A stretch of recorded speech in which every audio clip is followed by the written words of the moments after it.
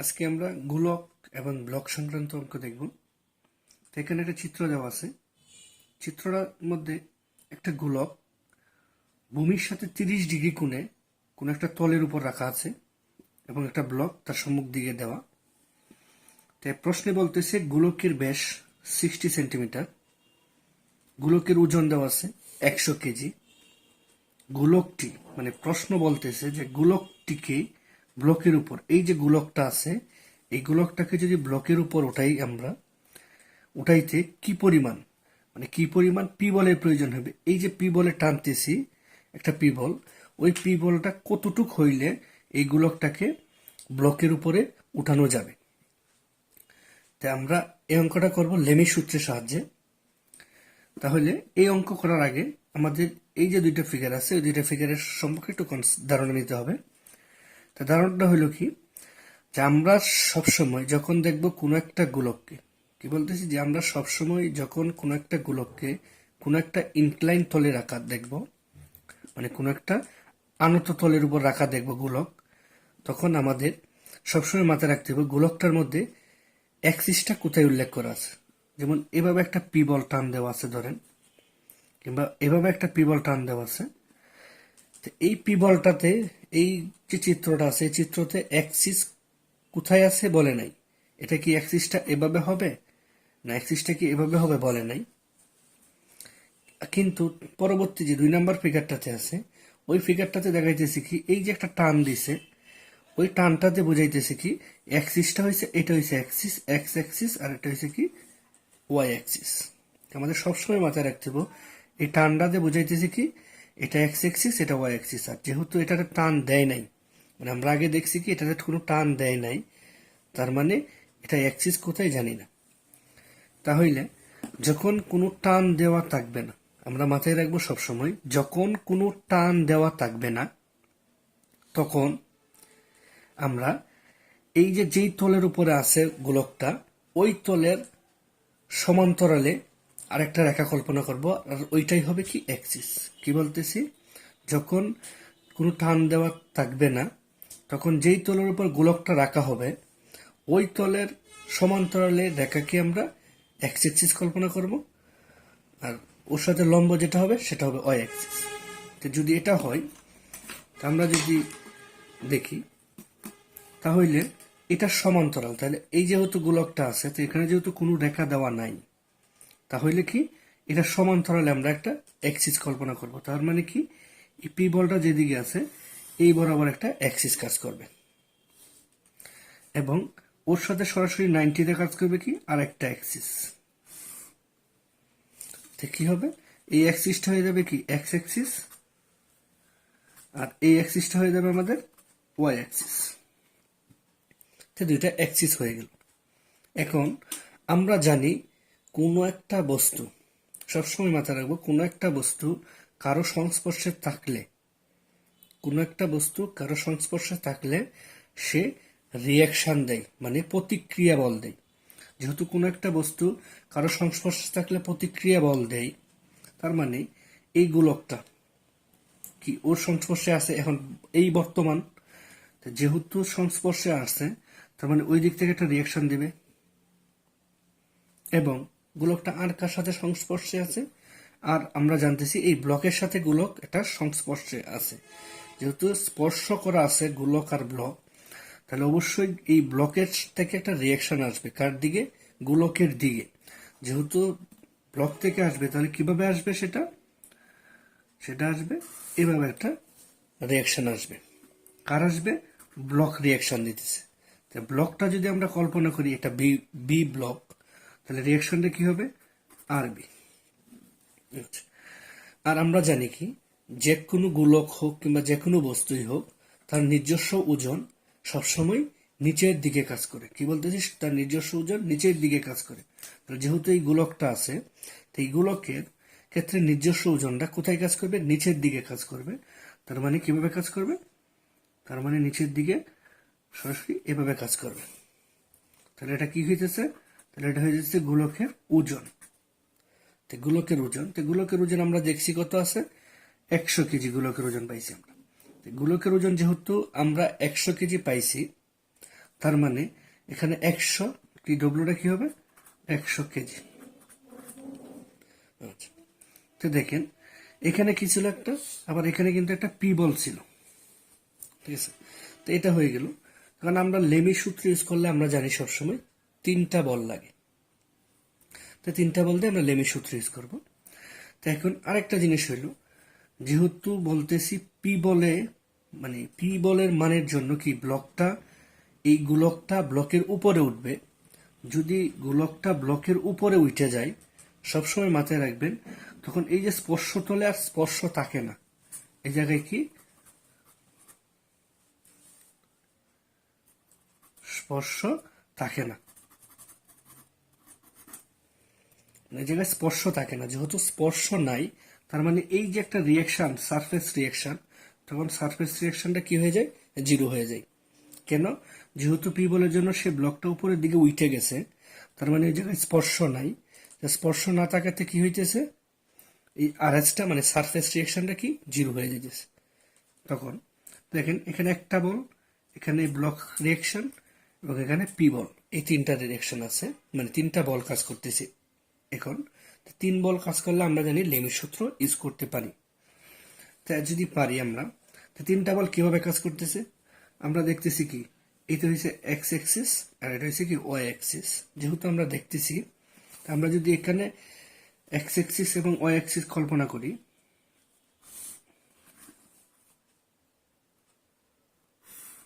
এভাবে কল্পনা করি, তাহলে এখানে কি আসতেছে, পি একটা বল আসতেছে আর বি একটা বল আসতেছে, নিজস্ব ওজন আসতেছে।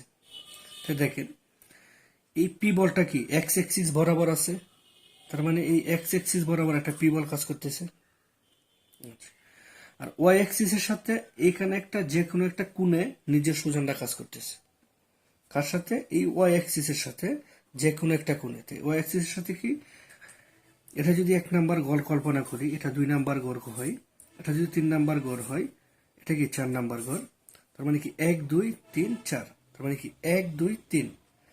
এই 3 নাম্বার গড়ে কি করতেছে, নিজস্ব ওজনটা কাজ করতেছে ওর সাথে যে কোনো একটা কোণে। তো কত কোণে? তো যে কোনো একটা কোণ আমরা জানি, সবসময় মাথায় রাখবেন, এই যে তলে মানে গোলক রাখা হোক কিংবা যে কোনো একটা ব্লকই রাখা হোক, যেই তলে যেই কোণের জন্য যেই আনুভূমিক তলে রাখা হয়েছে যত কোণে, এই নিজস্ব মানে সারফেস রিয়াকশন এবং তার নিজস্ব ওজনের মধ্যবর্তী কোণও সেম হবে। মানে আনুভূমিক তলের কোণ যত হবে, এই থিটাটা যত হবে, এই সারফেস রিয়াকশন, এটা সারফেস রিয়াকশন ছিল অথবা ওয়াই অ্যাক্সিস হয়েছে, আর নিজস্ব ওজনের মধ্যবর্তী কোণ কি সেম।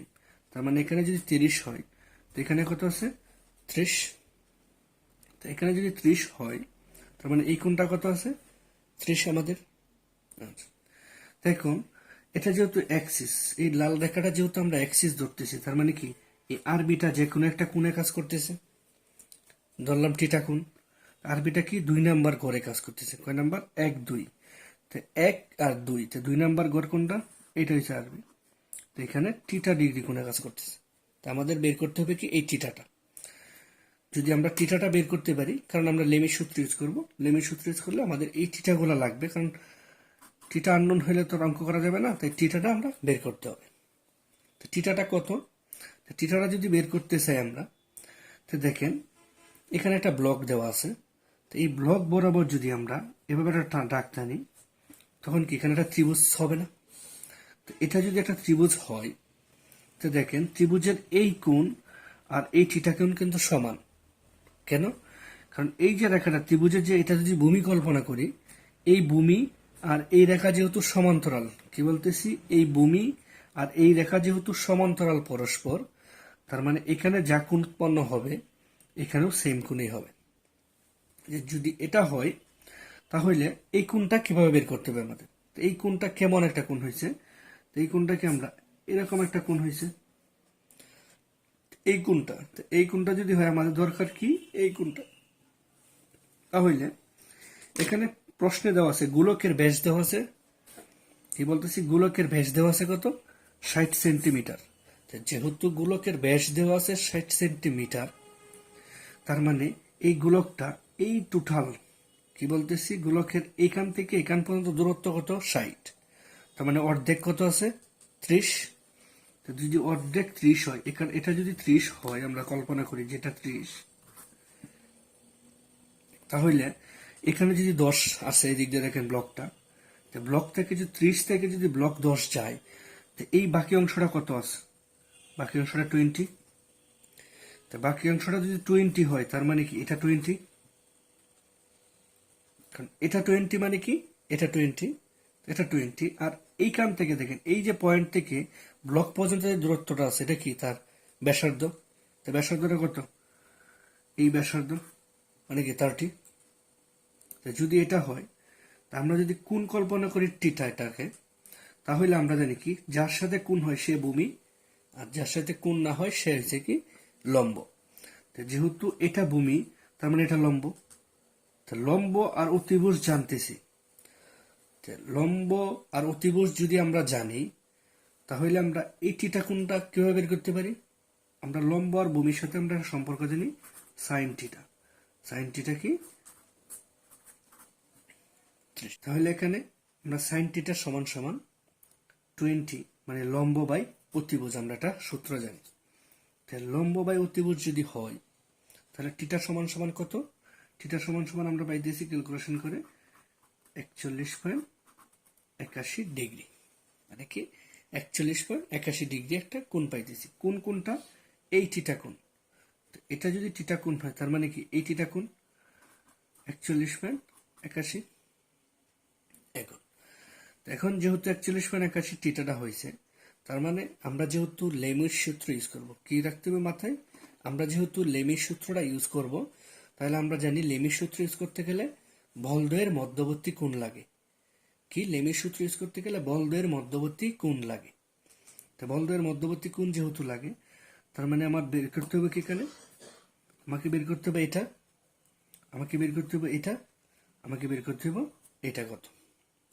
যদি হয়, তো দেখেন এখানে যেহেতু 30 ছিল, তা আমরা জানি কি এটা 90।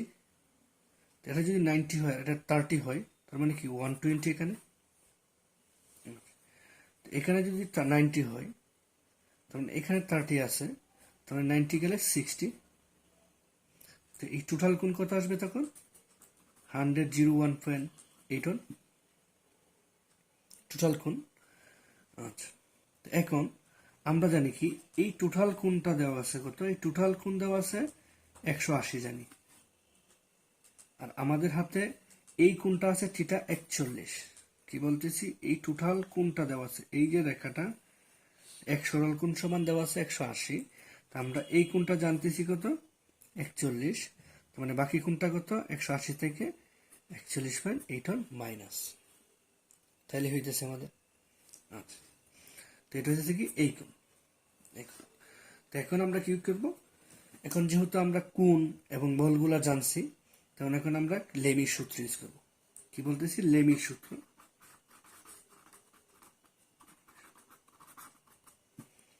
লেমির সূত্র ইউজ করতে গেলে আমরা জানি কি, আমরা সবসময় জানি যে লেমির সূত্র হলো কি, যে কোনো একটা বলের মান অপর দুই বলের মধ্যবর্তী কোণের সাইনের সমানুপাতিক।